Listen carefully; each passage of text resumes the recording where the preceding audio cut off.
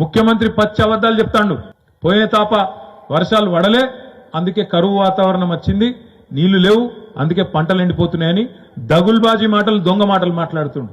మీరు లెక్కలు తీసుకొని కావాలంటే మా తమ్ముళ్ళు ఇక్కడ చదువుకున్న వాళ్ళు వీర్నపల్లి మండలంలో చాలా మంది ఉన్నారు. యూట్యూబ్లో కొట్టుండ్రి, గూగుల్లో కొట్టుండ్రి, మీకే తెలుస్తుంది. పోయిన వర్షాకాలంలో 14% అధిక వర్షపాతం పడ్డది తెలంగాణలో. మన దగ్గర వర్షాలు పడలేదనేది తప్పు మాట, పచ్చి దొంగ మాట. నడపరాక చాతగాక ఇలా పంటలకు నీళ్ళు ఇచ్చే అవకాశం ఉండగా ఇచ్చే ఇష్టం లేక ఇలా పంటలు ఎండుతున్నాయి తప్ప ఇది కాలం తెచ్చిన కరువు కాదు, ఇది కాంగ్రెస్ తెచ్చిన కరువు అనే మాట నేను మీకు విజ్ఞప్తి చేస్తా ఉన్నా. నేను ఉత్తగా చెప్తలేను, ఈ మాట ఏదో డైలాగ్ కోసం చెప్తలేను. నిజంగా ఇవాళ మీరు చూస్తున్నారు టీవీలో, యూట్యూబ్లో కాంగ్రెస్ వాళ్ళు అంటున్నారు కాళేశ్వరం కొట్టుకపోయింది, కేసీఆర్ మొత్తం పైసలు ఖరాబ్ చేసిండు, 1,00,000 కోట్లు ఖరాబ్ చేసిండు, తిన్నాడు అని దిక్కుమాలిన మాటలు మాట్లాడుతున్నారు.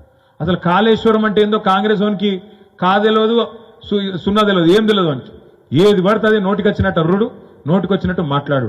మొత్తం కొట్టుకపోయింది అంటాడు. మొత్తం కొట్టుకోపోలేదురా నాయన. కాళేశ్వరం అనే దానిలో 100 భాగాలు ఉన్నాయి. 100 భాగాలలో ఒక్క భాగం, ఒక్క ముక్క మేడిగడ్డ. ఆ మేడిగడ్డ కూడా ఏంటంటే 1.6 కిలోమీటర్లు, అంటే 1600 మీటర్ల పొడవైన బ్యారేజ్. అంటే దగ్గర మీ వీర్నపల్లి ఈ మూలకెళ్ళి ఆ మూల ఉంటుంది, 1600 మీటర్లు, అంటే గంత పెద్ద బ్యారేజ్. ఆ 1600 మీటర్లల్లా 85 పిల్లర్లు ఉన్నాయి. 85 పిల్లర్లలో 2 పిల్లర్ల కాడ సమస్య వచ్చింది. దాన్ని పట్టుకొని మొత్తం కాళేశ్వరం కొట్టుకుపోయింది అంటాడు. జరిగింది ఏంటి అంటే 2 పిల్లర్ల సమస్య వచ్చింది. ఇప్పుడు నిజంగా బుద్ధున్న ముఖ్యమంత్రి అయితే ఏం చేయాలి? నేను ఉత్తగానే అంటలేను, ఇది కాలం తెచ్చిన కరువు కాదు, కాంగ్రెస్ వాడు తెచ్చిన కరువు అని ఎందుకంటున్నా అంటే, బుద్ధున్న ముఖ్యమంత్రి అయితే, రైతుల మీద ప్రేమున్న ముఖ్యమంత్రి అయితే ఏం చేయాలి? అధికారంలోకి వచ్చిన మర్నాడే ఈసారి వాతావరణ పరిస్థితి ఏంది, రైతుల బతికేంది అర్థం చేసుకోవాలి. అర్థం చేసుకుని ఏం చేయాలి? వెంటనే దానికి రిపేర్ చేయించాలి. నేను ఒక మాట మీకు చెప్తా, మీరు ఒక్కసారి మనసుకి ఎక్కించుకొని.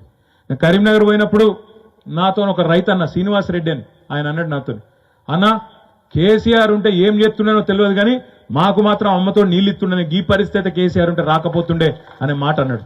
ఇలా మొత్తం రాష్ట్రంలోని రైతుల మాట గదే, కేసీఆర్ ఉంటే ఏదో ఒకటి చేస్తుండే, నీళ్లు తెస్తుండే. నిజంగా కూడా కేసీఆర్ ఉంటే బరాబర్ నీళ్లు తెస్తుండే, మేడిగడ్డను రిపేర్ చేస్తుండే. ఎట్లా అంటారా?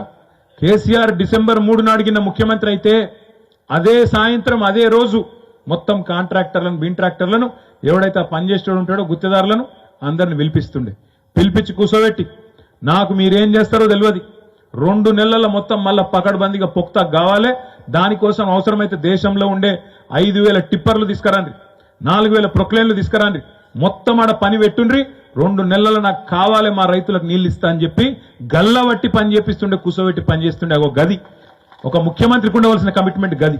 అంతేగాని బట్టగాల్చి మీదేయాలి, నేను గద్దెనెక్కినకు కూడా ఇంకా ఇదివరకు ఉన్నోని తిట్టాలి, ఎంతసేపు ఇష్టం వచ్చినట్టు మాట్లాడాలి, అడ్డంపడు. ఇలా నిజంగా మేడిగడ్డ రిపేర్ అయిపోతే ఆ నీళ్లు లిఫ్ట్ చేస్తే ఇలా తెలంగాణలో గోదావరి పరివాహక ప్రాంతంలో ఈ 13-14 జిల్లాల్లో 1 ఎకరం కూడా ఎండే అవసరం ఉండదు, 1 ఎకరానికి కూడా ఇవాళ ఇబ్బంది ఉండే పరిస్థితి ఉండదు. ఇలా వర్షకాలం అయిపోయి నీళ్లు నిల్వ ఉంచుకునే పరిస్థితి ఉంటుండే. ఎండాకాలంలో కూడా ఇలా బ్రహ్మాండంగా గొంతు ఎండిపోకుండా తాగునీటికి కూడా గోస లేకుండా చూసుకునే పరిస్థితి ఉంటుండే. అయినా ఇప్పటికైనా ఈ ముఖ్యమంత్రికి చిత్తశుద్ధి ఉంటే, బుద్ధి ఉంటే, రైతుల మీద ప్రేమ ఉంటే, ప్రజల మీద ప్రేమ ఉంటే వెంటనే రిపేర్లు చాలు చేయి. తిట్టుకుందాం, తర్వాత మస్తుగా తిట్టుకుందాం. నువ్వు దొంగ అంటే నువ్వు దొంగ, నువ్వు లంగ అంటే నువ్వు లంగ, ఈ మాటలు మస్తుగా అనుకోవచ్చు. ఎవడు దొంగనో ఎవడు లంగనో ప్రజలు తెలుస్తారు, దానికి తొందర ఏం లేదు. ముందు రిపేర్లు చేయి, రిపేర్లు చేసి వెంటనే ఆ నీళ్లు లిఫ్ట్ చేసే తరీకా, ఉపాయం చూడు. రైతులు చచ్చిపోకముందే, రైతులు మళ్ళా ఆత్మహత్యల పాలు కాకముందే దమ్ముంటే గా పని చేయి.